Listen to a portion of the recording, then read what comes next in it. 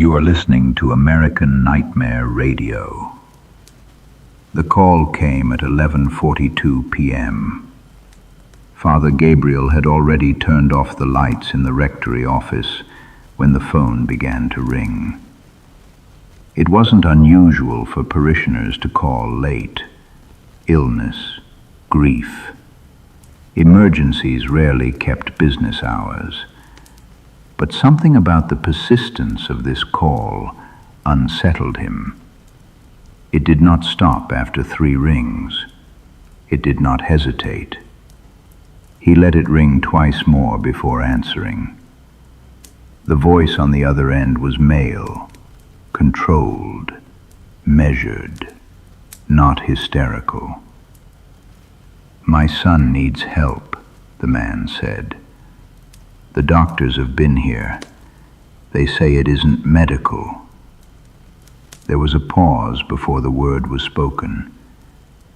"We believe he's possessed." Father Gabriel did not respond immediately. He had heard the word before, many times.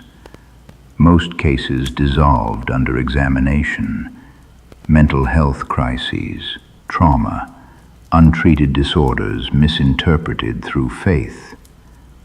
But this caller did not sound panicked. He sounded resigned. "How old is your son?" the priest asked. 19. That mattered. Not a child, not a minor, old enough to speak for himself. The father continued. "He hasn't eaten in 2 days. He hasn't slept. He just watches. And when he does speak, it isn't like him." "Is he violent?" "No." That answer carried more weight than if it had been yes. "Will you come?" the father asked. Father Gabriel closed his eyes briefly. He had performed 12 formal rites over the last decade. 3 had required medical intervention.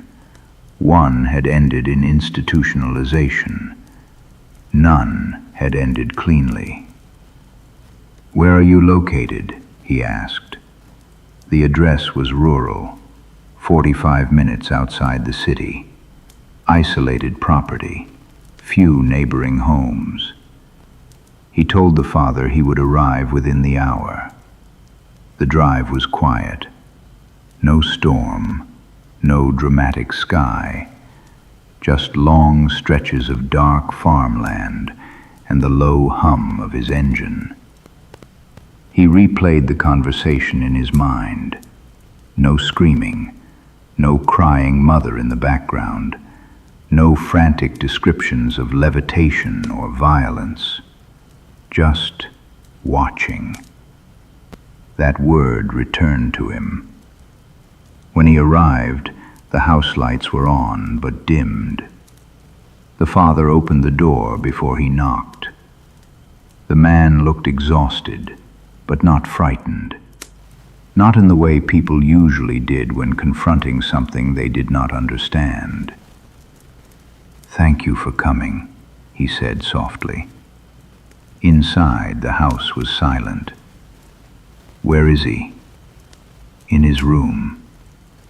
They walked down a narrow hallway. The mother stood near the door, wringing her hands. She did not speak. The father opened the bedroom door. The 19-year-old boy was seated upright on his bed. His wrists were loosely restrained with cloth, not tightly bound, just precautionary. He was not struggling, not pacing, not muttering. He was looking directly at the doorway, at the priest. There was no hatred in his expression, no fury, just recognition. "Good evening, Father," the boy said calmly. Father Gabriel had not introduced himself. He stepped into the room slowly. The air felt ordinary. No sudden drop in temperature, no oppressive pressure. The bedside lamp cast a soft yellow light across the walls. The boy's breathing was steady. "How are you feeling?" the priest asked. The boy tilted his head slightly. "I'm not alone," he replied. His voice did not change when he said it. It remained quiet, controlled. Father Gabriel removed the Roman ritual text from his bag. "Do you consent to this rite?" he asked. The boy smiled faintly. "I've been waiting for you." Father Gabriel opened the Roman ritual and began in Latin. "Adjuro te." He had spoken these words dozens of times before. The rhythm of the rite was familiar, steady, structured, each line layered with centuries of repetition. The boy did not react at first. He simply watched. Then, after the third invocation, the boy spoke quietly. "You skipped a line." Father Gabriel paused. He had not. He continued reading. The boy's eyes shifted slightly toward the open text in the priest's hands. "It's pronounced differently," he said. "You're shortening the vowel." The correction was precise, not mocking, not hostile, precise. Father Gabriel closed the book slowly. "Do you understand Latin?" he asked. The boy's expression did not change. "No," he replied. "But he does." There was no change in voice when he said it, no distortion, no growl, just calm. The priest resumed the rite, this time deliberately exaggerating the pronunciation of each word. The air in the room did not change. The temperature remained stable. No objects moved. No dramatic shift. Instead, something subtler happened. The boy stopped blinking. Not unnaturally wide-eyed, not rigid. He simply did not blink. "You shouldn't have come alone this time," the boy said softly. Father Gabriel felt a tightening in his chest. "I am not alone," he answered. "God is present." The boy's lips curved faintly. "That's not what I meant." The mother shifted in the hallway. The father took a half-step forward. The priest raised his hand, signaling them to remain where they were. He placed the crucifix gently against the boy's forehead.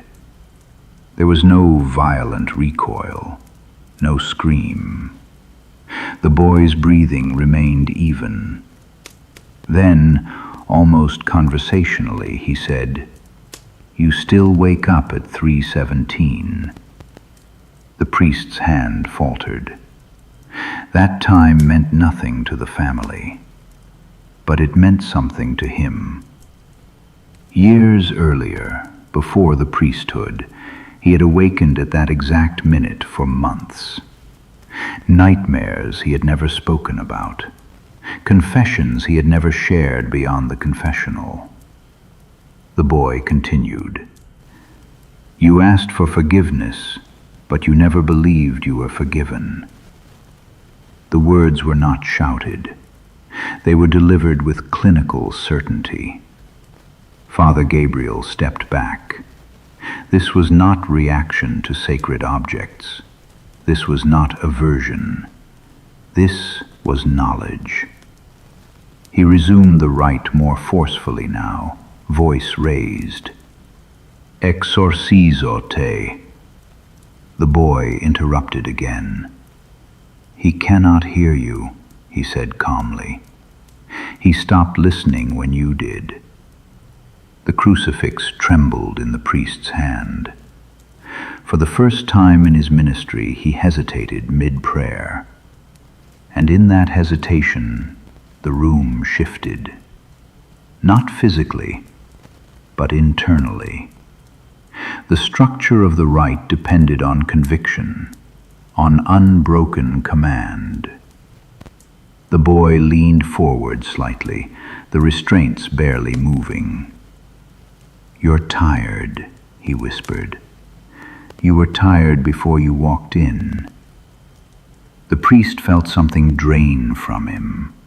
Not strength, but certainty. The Latin words in his mind blurred. He closed the book. The silence that followed was heavier than any scream. "I cannot complete this tonight," he said quietly. The father stared at him. "You're leaving?" The boy smiled again, faint, controlled. "I told you," he said. "He came alone."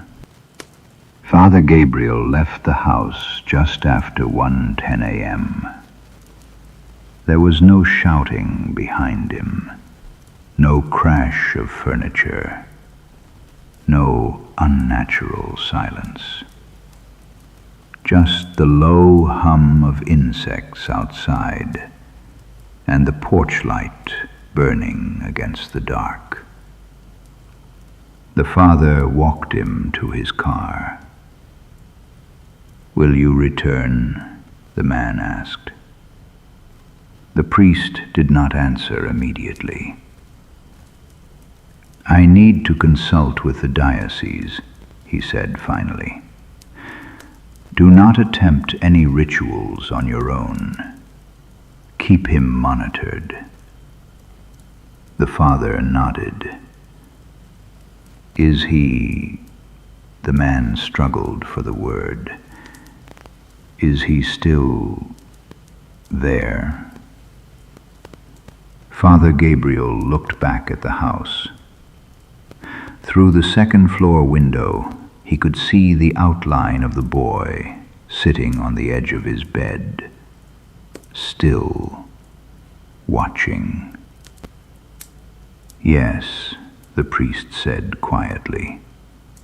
"He's still there." The drive back felt longer than the drive out. At 3:17 a.m., Father Gabriel woke abruptly in his room at the rectory. He did not know why. He did not dream. He simply woke. And for the first time in years, he did not pray. 3 days later, he filed his report. Case number 337. Subject, male, 19 years old. Symptoms, non-violent, lucid, resistant to rite. Outcome, incomplete. He did not write what the boy had said. He did not document the time. He did not include the hesitation. He requested no follow-up. 2 weeks later, the diocese reassigned the case to another cleric. The family never contacted him again. Months passed. Father Gabriel stopped accepting calls after dark. He reduced his parish hours. He avoided discussions of formal rites. And then, quietly, without announcement, he submitted his resignation. The official statement cited exhaustion. It did not mention doubt. Years later, when asked privately why he left the priesthood, he would answer carefully. "There are some rooms," he once said, "where certainty does not survive." Case number 337 was archived. The boy remained. No official record states whether he recovered. No report confirms whether the rite was ever completed. But Father Gabriel never returned to that road, and he never woke at 3:17 again. You've been listening to American Nightmare Radio, and this Saturday night, another file surfaces. The Red Creek Demon. A Vatican Files case involving a quiet stretch of water, a family farmhouse, and something that did not remain in the creek. Join us.